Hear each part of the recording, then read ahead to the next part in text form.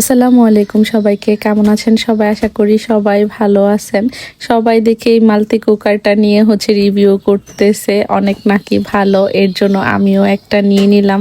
মাশাআল্লাহ, এটা যে আসলেই এত ভালো কাজ করে আজকে আমার ইউজ করা দেখে আপনারাই বুঝতে পারবেন।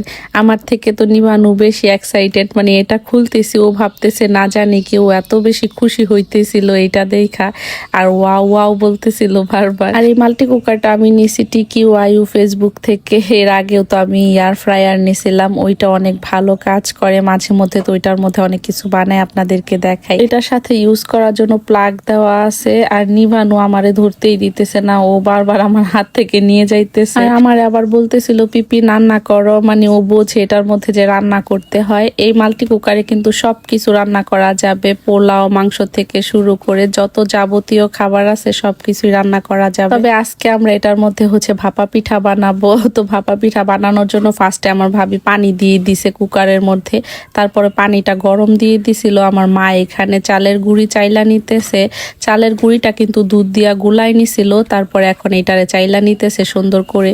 তারপরে তো আমি এটারে চালু করে দিলাম, মানে পানিটা হালকা গরম হোক, তারপরে পিঠাটা বসাবো। মা ফার্স্টে দুধ দিয়ে চালের গুঁড়ি চাইলা নিছিল, তারপরে গুড়ের পানি দিয়ে আবার একটু চাইলা নিতেছে। গুঁড়িটা কিন্তু একটু ভিজা ভিজা হয় ভাপা পিঠার, এর জন্যই।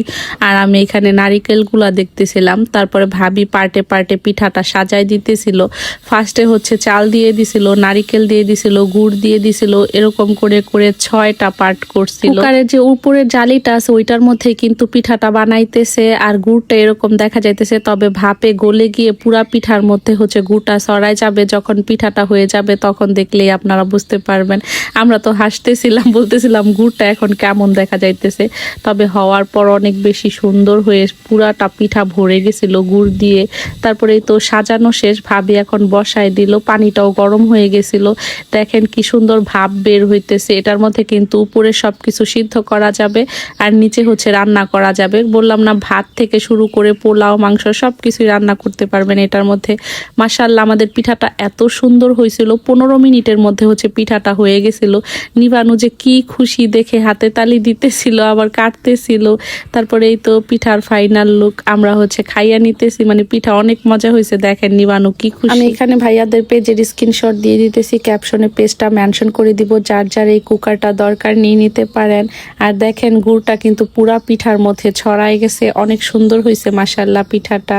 তারপরে এই তো মা আবার আচার ভাগ করতেছিল, মানে আমার মা যে আচার বানাইছে ওইটাই আমাদেরকে বক্সে ভরে দিতেছিল। এই বক্স ভরছে আমার জন্য, আমি তো কালকে চলে যাব, এর জন্য এক বক্স রাখছে, আশফুনি বানুর জন্য তো রাখছে। আর মা এখানে রান্না করতে চলে আসছে।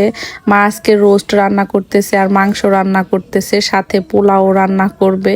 তারপরে তো ভাবি এখানে মারে কাইটা দিতেছিল, আর মার হাতে রোস্ট অনেক বেশি মজা লাগে আমার কাছে, মানে আমি রোস্ট রান্না করি আমারটাও ভালো হয় সবাই বলে, তবে কেন জানি খাইতে ইচ্ছা করে না। আমার মা যে রোস্ট পোলাও রান্না করে এটা আমার কাছে মোটামুটি ভালোই লাগে খাইতে। আর আমার চাচাতো ভাইয়ের বউ দেখলাম এইদিকে রসুন আমের আচার দিছে, এটা খিচুড়ি ভাকা দিয়ে অনেক বেশি ভালো লাগে, ভাত দিয়েও খাওয়া যায়। আর এখন আমাদের বাড়ির যেই দিকে তাকাই সেই দিকে আচার আমসত্ত্ব এগুলা, কারণ বাড়িতে অনেক মানুষ যেহেতু সব ভাবিরা আচার দেয়। রোস্ট রান্না করা হয়ে গেছে, তো ওইটাই ভাবি নিয়ে আসছিল। তারপর আমি আর ভাবি মিলে আবার শাক পাইসা নিতেছি। শাকগুলা আমার এক চাচাতো ভাইয়ের বউ দিস, ওনার বাবার বাড়ি থেকে আনছে।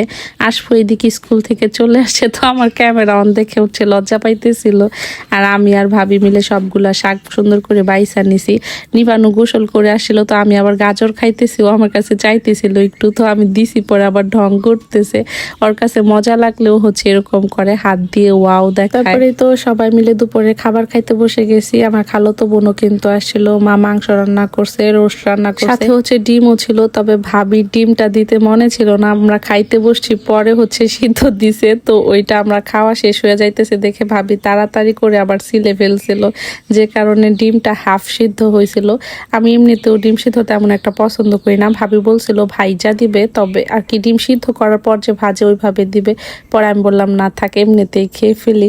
একটু নরম নরম হয়েছিল, মজাই লাগছে। এই দেখেন খাওয়া দাওয়া শেষে ডিম খাইয়া নিতেছি। এরপর বিকেলে আবার আব্বা মা আসছিল আমাদের বাসায়, তো আমি ওইগুলা ভিডিও করছিলাম অবশ্য, চা নাস্তা যখন খাইছিল। তবে কেন জানি না ভিডিও ক্লিকই করি নাই, এমনিতেই ভিডিও করছি। আমি ভাবছি যে ভিডিও হইতেছে, তবে ভিডিও হয় নাই। পরে আর কি এডিট করার সময় দেখলাম ওই ক্লিপগুলা পাইলাম না। তারপরে মনে হইলো এই ভুলটা তো আমি প্রায়ই করি। আর আমাদের পাশের বাড়িতে একটা গরু দেখতে আসছিল আব্বা মা, যদিও গরুটা পছন্দ হয়েছিল পরে নিয়ে নিছিল। এখন আমি যাচ্ছি হচ্ছে আমার মার সাথে আমাদের গরু দেখতে। আমাদের গরু আমার মারও 1 সপ্তাহ আগে কিনে ফেলছে, তো ওইটাই দেখতে আসছি। ওই যে মাঝে যে গরুটা শুয়ে আছে ওইটাই আমার মা কিনছে। মাশাআল্লাহ আমাদের গরুটা কিন্তু অনেক সুন্দর হয়েছে। আমার শ্বশুর বাড়ির গরুটা অনেক বেশি সুন্দর হয়েছে। আমাদের ওই বাড়িটা হচ্ছে লাল কালার আর আমারটা হচ্ছে সাদা কালো কালার, মানে দুইটা গরুই অনেক বেশি সুন্দর হয়েছে, দেশি গরু। যাওয়ার সময় দেখলাম কি এই পুকুরে পাঙ্গাস মাছ পালে, তো পাঙ্গাস মাছকে হচ্ছে মুরগির নাড়ি ভুড়ি এগুলা খাইতে দিতেছে। এর জন্যই মনে হয় পাঙ্গাস মাছে এমন গন্ধ লাগে, আর আমি খাইতে পারি না। অনেকের তো অনেক বেশি পছন্দ, তবে আজকের পর থেকে তো পাঙ্গাস মাছ আরো খাবো না। দেখলাম যে কি খাইতে দিতেছে পাঙ্গাস মাছে। বাসায় আসার পর মা হচ্ছে চাপটির গোলা বানাই রাখছে, রাত্রে বলছে চাপটি বানাই দিব। পরে মারে বললাম যে এখন একটা বানাই দাও খাই। আমার মারে একটা বানাইতে বলছি, মা কয়েকটাই বানাই ফেলছে। পরে হচ্ছে আর রাত্রে খাবো কি, এখনই খাইয়া নিতেছি। তো আজ এই পর্যন্তই, কথা হবে অন্য কোনো ভিডিওতে। সবাই ভালো থাকবেন, আল্লাহ হাফেজ, আসসালামু আলাইকুম।